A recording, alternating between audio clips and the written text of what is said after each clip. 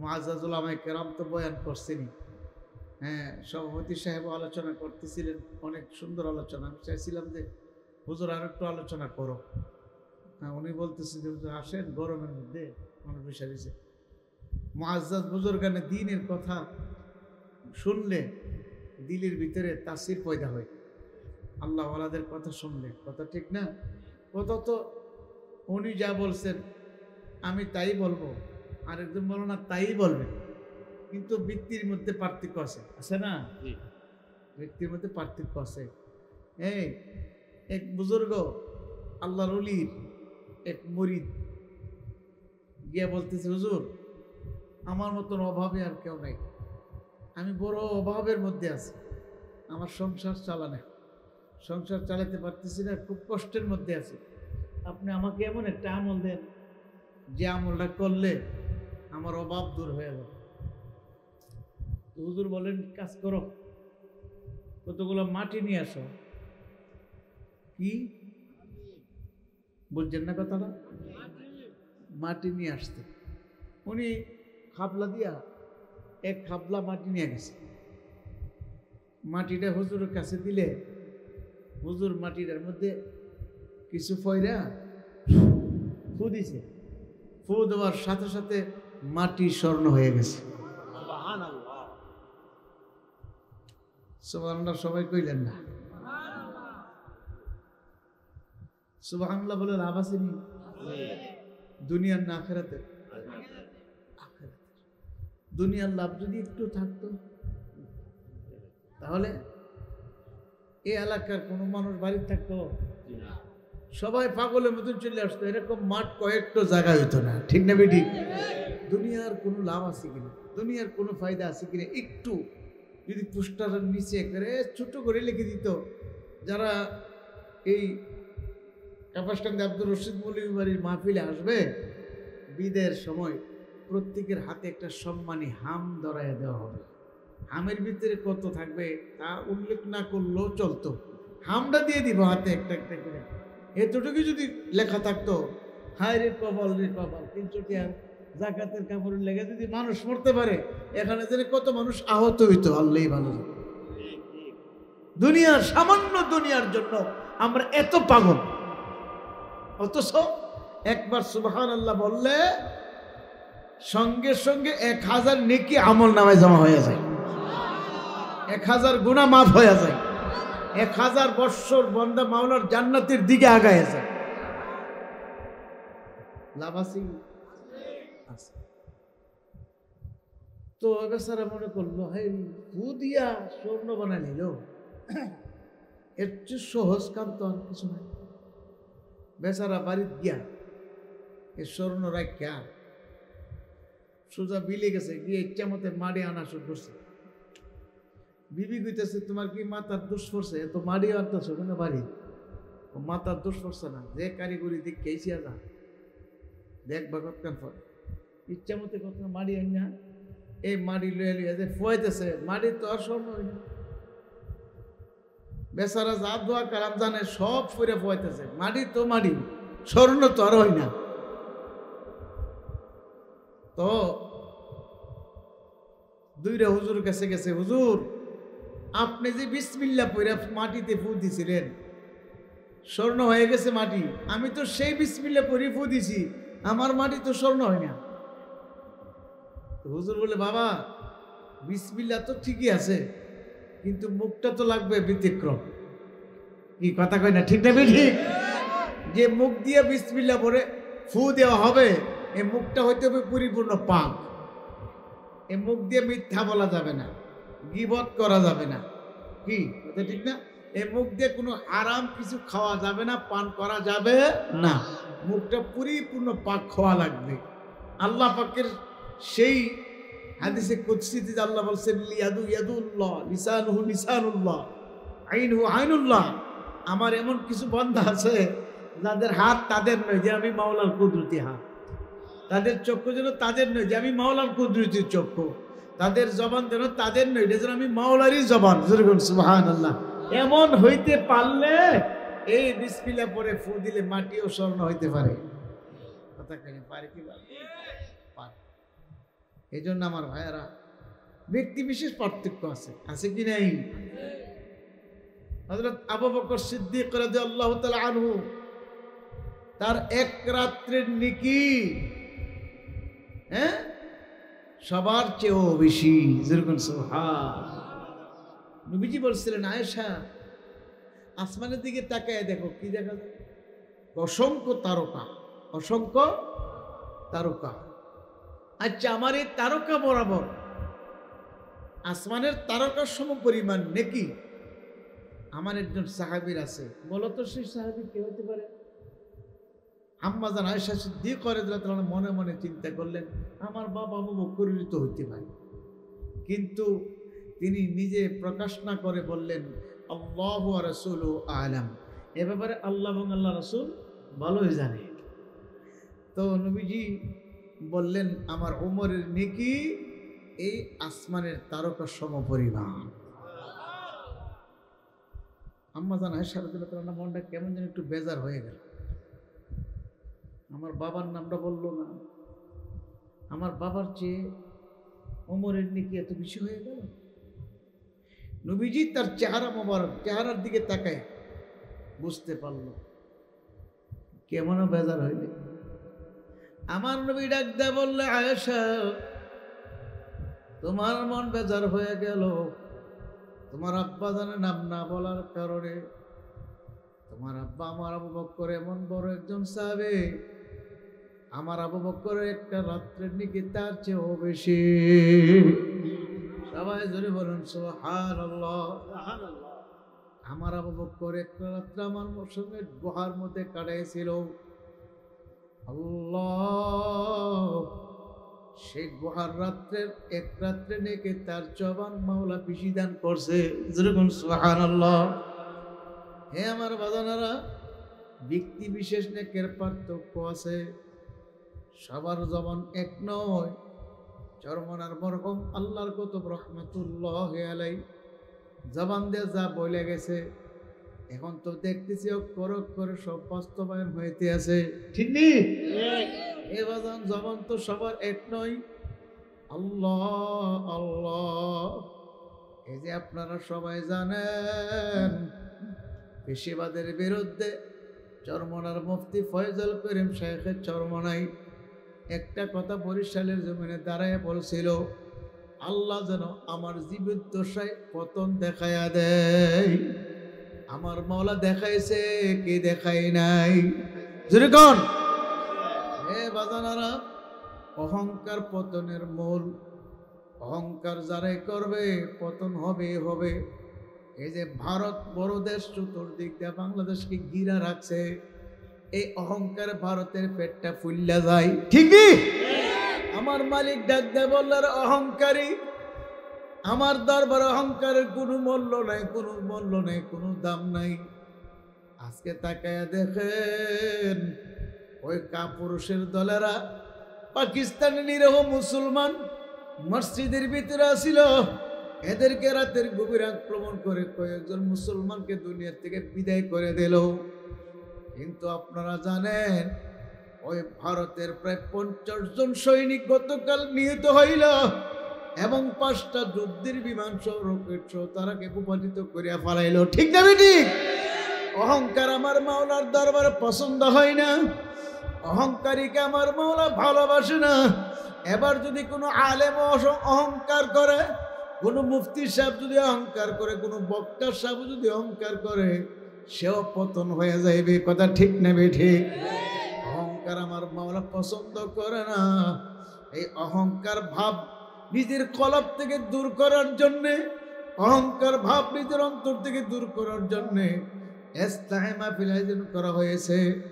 আল্লাহ ওয়ালাদেরকে ডাকানো হয়েছে, এখানে হাজির করা হয়েছে, যেন আমাদের ভিতর থেকে অহংকার দূর হয়ে যায়, তাকাব্বুরি দূর হয়ে যায়, হিংসা হাসাদ দূর হয়ে যায়, হুব্বে মাহুব্বে জাউজুবরিয়া দূর হয়ে যায়।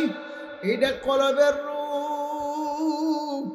এই কলবের রূপগুলো নিয়ে যদি কেউ মৃত্যুবরণ করে, কেউ যদি কবরে যায়, কলবের রোগীদের জন্য জাহান্নাম ছাড়া আর কোনো উপায় থাকবে না। আজকে আমরা গরমের মধ্যে সহ্য করতে পারি না, দিনের বেলা এত প্রচন্ড রৌদ্র ছিল, গরম ছিল, মানুষ রাস্তায় নামলে বলে হুজুর এত গরম কেমনে সহ্য করব? আমার মালিক তো ডাক দে বলে, বান্দা বান্দি, দুনিয়ার সূর্যটা তো 9,30,00,000 মাইল উপরে, 9,30,00,000 উপর থেকে সূর্যটা পিঠ দিয়া তাপ দিতে আছে। সূর্যের মুখ উপরের দিকে আমার মাওলা দিয়া দিছে, সূর্যের পিঠের মধ্যে দৈনিক 70,000 ফেরেশতারা বরফ ছিটাইতে আছে, যেন সূর্যের পুরা তাপ জমিনের মধ্যে না লাগে। এই সূর্যটা 9,30,00,000 মাইল উপর থেকে দুনিয়ার মধ্যে তাপ দেয়, আমরা সহ্য করতে পারি না। আর এই সূর্যটা কিয়ামতের ময়দানে নাফরমান গুনাহগারদের মাথার উপরে উদ্ভর করে আমার মাওলা ছাড়িয়া দিবে।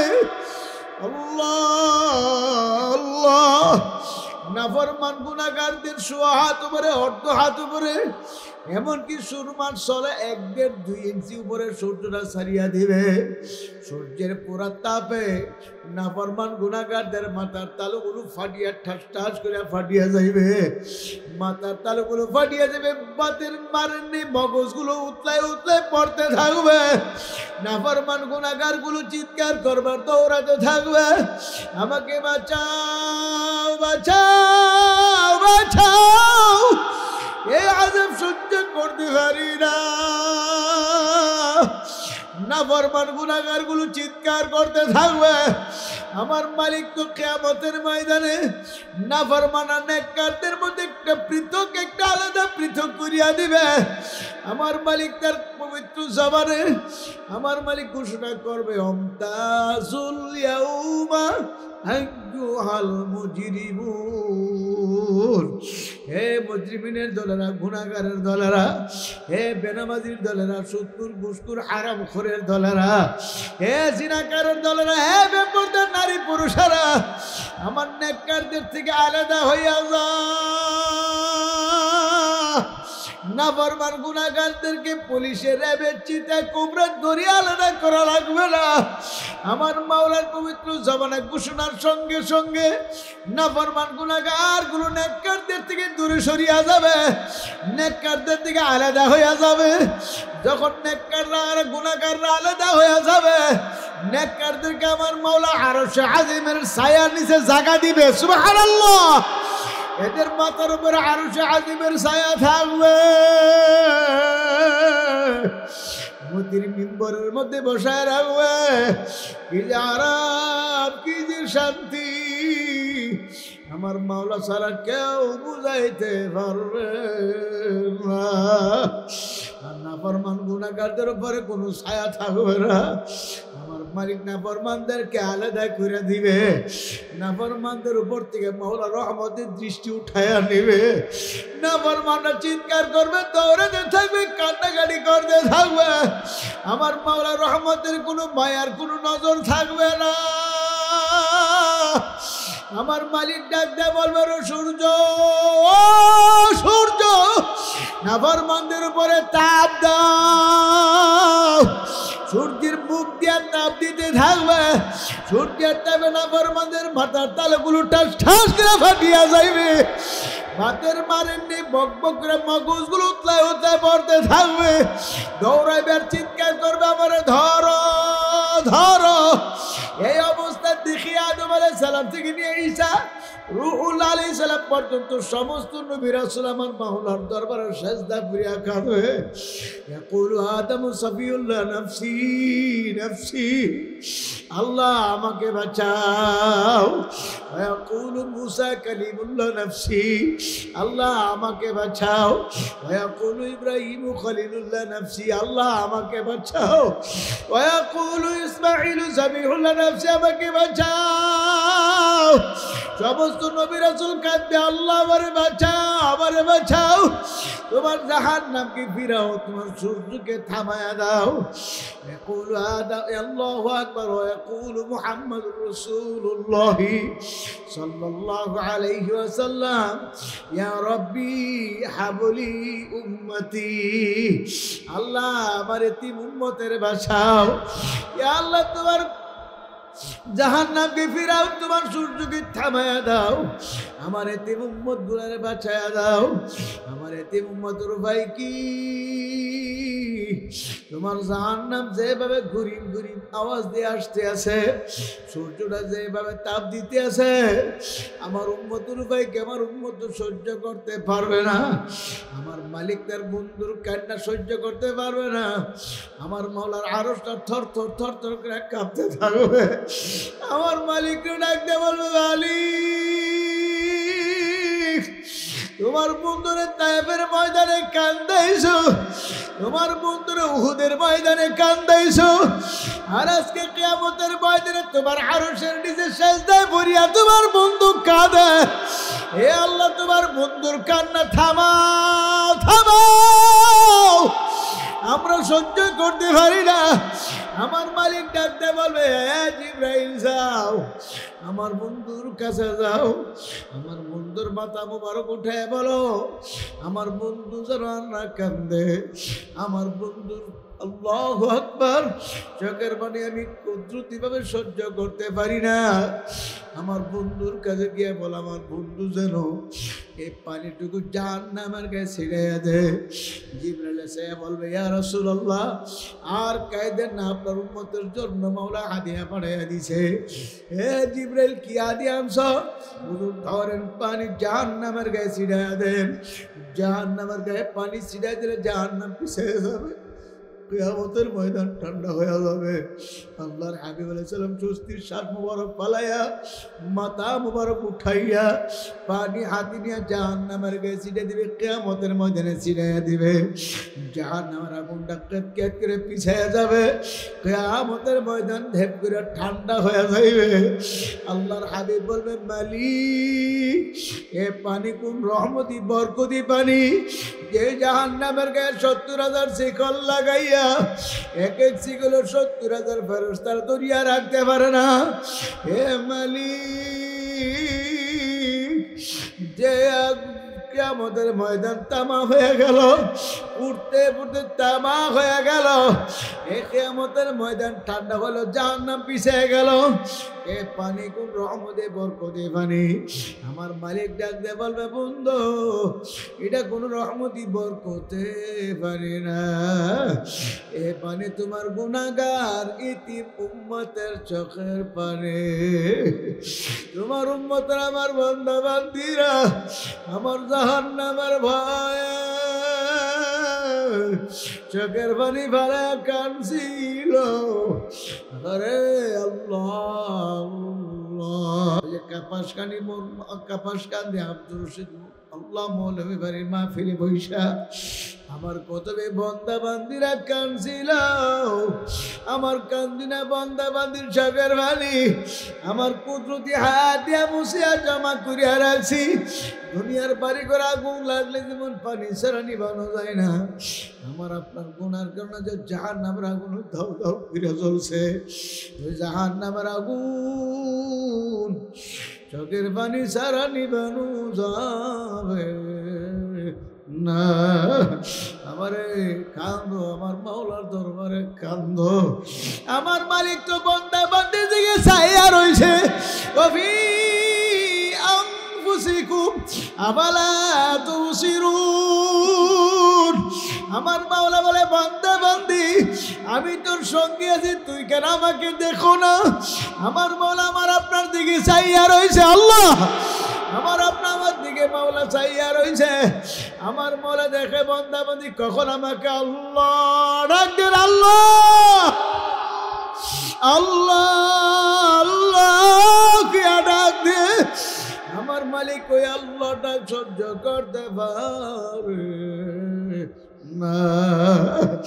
আল্লাহ আল্লাহ क्या मुबारक नाम है, अल्लाह अल्लाह मोमिनों का काम है। अल्लाह अल्लाह क्या मजा का नाम है, अल्लाह अल्लाह आशिकों का काम है। আমার মালিকের ডাকো, আমার মালিকের যারা ডাকার মতো ডাকতে পারবে, আমার মালিক তার মত ঈমানের সাথে মরণ দান করবে। সবাই বলেন সুবহানাল্লাহ। জানেন সিলসিলার মধ্যে কত বরকত আমার মাওলা রাখছে। এই সিলসিলার বরকত কেমন বরকত রাখছে। এই যে আপনাদের পাশে তো মুরাদনগর, এই যে হোমনা দিয়ে আসছি আল্লাহ, মুরাদনগরের আল্লাহু আকবার সদরের পশ্চিম দিকে দিলালপুর গ্রামে আমি মাহফিলে গেছিলাম। মুজাহিদ কমিটির দায়িত্বশীল আমার পাশে বসে কারগজারি বলে, হুজুর আমাদের মুজাহিদ চরমনের মুজাহিদ হুজুর বিডিআরের চাকরি করতেন, সবসময় সুন্নতি পোশাক পরে থাকতো। হুজুর আল্লাহর মধ্যে ইন্তেকাল করছে, তো সুন্দর ইন্তেকাল। আমি বললাম ভাইজান কিভাবে কেমনে কারগজারি বলেন? বললো হুজুর অসুস্থ অবস্থায় বিছনা পড়া ছেলে মেয়ে পাশে বসা, সেও বসে বসা রয়েছে। হঠাৎ সামনের দিকে তাকায় সালাম দিল, আসসালামু আলাইকুম রাহমাতুল্লাহ। যখন সালাম দিল ছেলে মেয়ে বললো আব্বু আপনি কাকে সালাম দিলেন? কেউ তো আমাদের ঘরে ঢোকে নাই। তখন বললো বাবা তোমরা চিনবাও না বুঝবাও না, আজ জিকির করো লা ইলাহা ইল্লাল্লাহ। এভাবে বলে হুজুর চরমনের ময়দানে আজানের পরে যে কায়দায় জিকির হয় ঠিক সেই কায়দায় জিকির শুরু করলো। ছেলে মেয়ে স্ত্রী পুত্র যারা বসা তাদেরকে বলো তোরা জিকির করো। সবাই জিকির করে লা ইলাহা ইল্লাল্লাহ, লা ইলাহা ইল্লাল্লাহ, লা ইলাহা ইল্লাল্লাহ, লা ইলাহা ইল্লাল্লাহ, লা ইলাহা ইল্লাল্লাহ, লা ইলাহা ইল্লাল্লাহ, লা ইলাহা ইল্লাল্লাহ মুহাম্মাদুর রাসূলুল্লাহ। এইভাবে জিকির করতে আছে। ছেলে মেয়েরা দেখে তার বাবা ঢুল্লা পড়ে যাইতে আছে।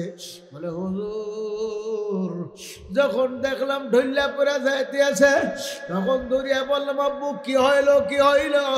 এত টাকা ডাকলাম আর তো টাকা জবাব দিতে পারে না। এ বাবা আমার মালিক কত দয়ার মালিক, মোর ইমানের সাথে মরণ দান করলো। আল্লাহর হাবিব বলে মান আল্লাহু আকবার মান ক্বালা লা ইলাহা ইল্লাল্লাহ ফাদাখালাল জান্নাহ। যার জীবনের শেষ কথা হবে লা ইলাহা ইল্লাল্লাহ সোজা জান্নাতে চলে যাবে। যেরকম সুবহানাল্লাহ। এই অবস্থা কার হবে কেউ তো বলতে পারি না। আমার আপনার মরণ কখন আসবে কেউ জানি না, কি অবস্থায় কখন মরণ আসবে কেউ জানি না। আজ আজকের মাহফিলকে জীবনের শেষ মাহফিল মনে কইরা পড়ারে বন্ধ করে খেয়াল করো। ওরে মন এই আব্দুর রশিদ মৌলভী বাড়ির কত মুর্দার গুণ আজকে কবরে শুয়ে রয়েছে, কত মানুষ আজকে কবরে শুয়ে আমাদের দিকে তাকায়া রয়েছে।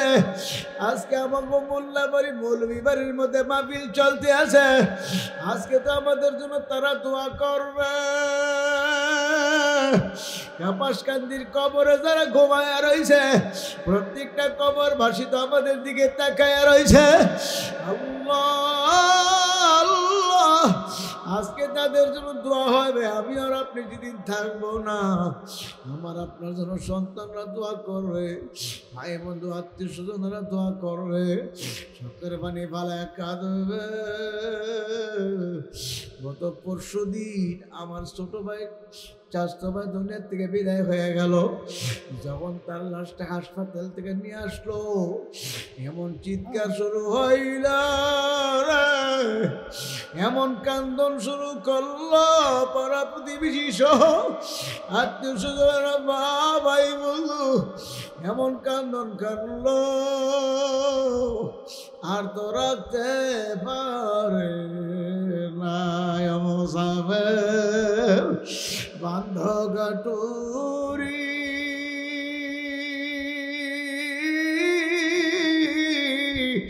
বহু দূরে ঠিকানা আসবি জানা কালবি জানা ঠিকানা, কবর আখের ঠিকানা। এ কবর যাত্রীরা, মুসাফিরের দলেরা, আল্লাহ আল্লাহ, আমার আপনার কবরের চিন্তা নাই, জাহান্নামের ভয় নাই। আল্লাহ ওলিদের জীবনে তালাশ করলে দেখা যায় আল্লাহর ওলিরা কত কান্দন আমার মাওলার ভয়ে কানছে।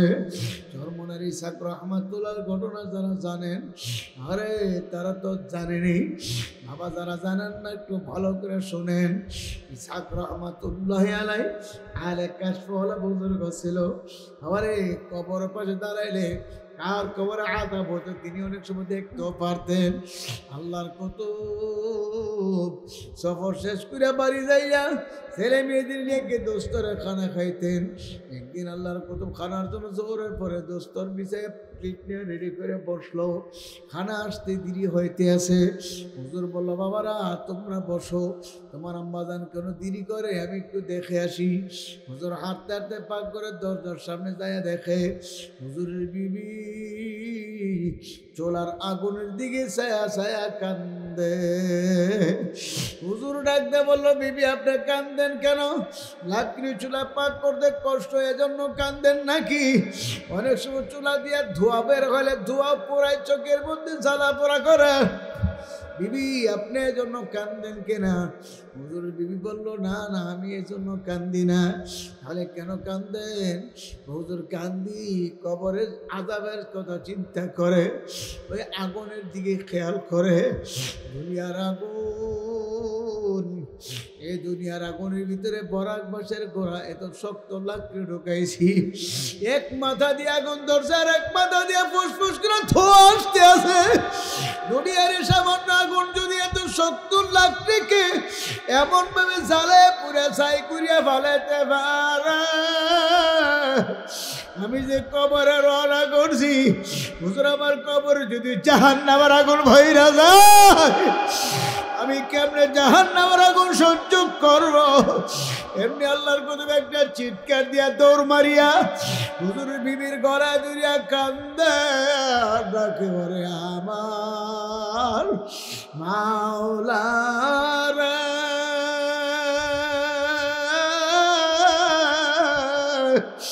ওরে আমার মাবুদ রে, তুমি যদি মাফ না করো এ আগুন কেমনে সহ্য করব রে? ওরে আমার মাওলারা, ওরে আমার মাশুক রে, তুমি যদি মাফ না করো এ আগুন কেমনে সহ্য করব রে? বাবারে, যাদের জীবনে নামাজ কাজা নাই, যাদের জীবনে বেপরদার কোন রেকর্ড নাই, তারা যদি আমার মাওলার ভয়ে জাহান্নামের ভয়ে এমন ভাবে কাঁদতে পারে, আমার আপনার চোখে কেন পানি আসে না? এ বাবারা, এ যুবক ভাইরা, এ পর্দার আল্লাহর মা বোনেরা, আমি চরমনা আল্লাহর কুতুবের পক্ষ থেকে একটা রাখাল আপনাদের কাছে চলে আসছি। পায়ের নিচে হাত রেখে বলিয়া থইয়া যায়, ভেরো ভেরো ভেরো, আমার মালিকের দরবারে ফেরো। আমার মাওলা বড় দয়ার, বড় বড় আমার মাওলা।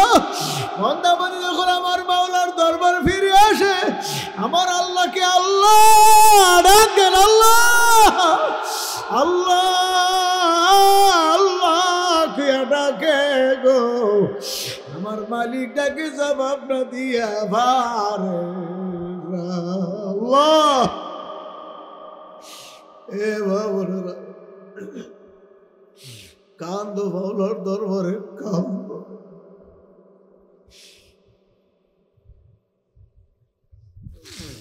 আল্লাহ নবীর কলিজার টুকরা হযরত ফাতেমা রাদিয়াল্লাহু আনহা যেদিন দুনিয়া থেকে বিদায় হয়ে গেল, হযরত ফাতেমা রাদিয়াল্লাহু আনহার প্রচন্ড জ্বর ছিল। এত জ্বর আল্লাহ। ঘুমের ঘরে স্বপ্ন যুগে আমার নবীজি ফাতেমার ঘরে এসে তালাশ করে। হযরত ফাতেমা বলে, আব্বাজি আপনি কাকে তালাশ করেন? কো মা আমি তো তোমাকেই তালাশ করি।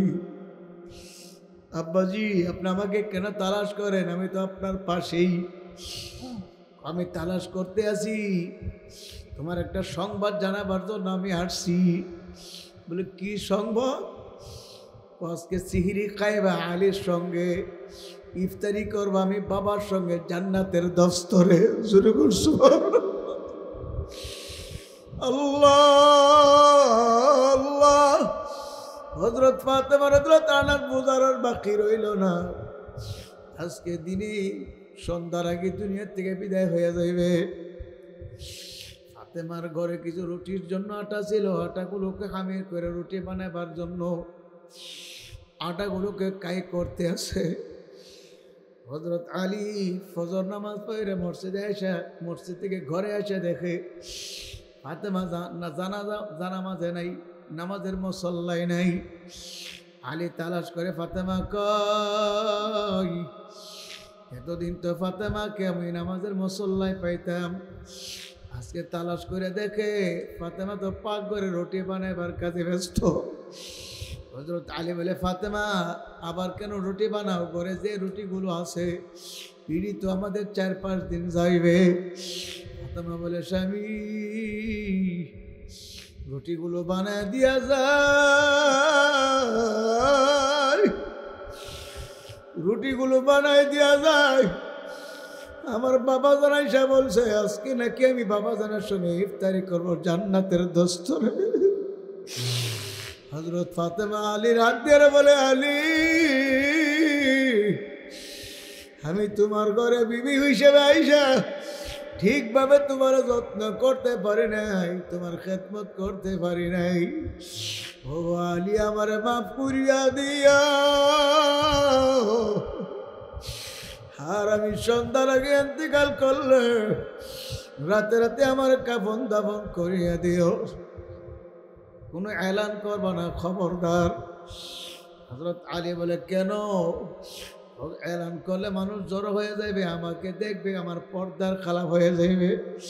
ফাতেমা তুমি তো কাফনের ভিতরে থাকবা।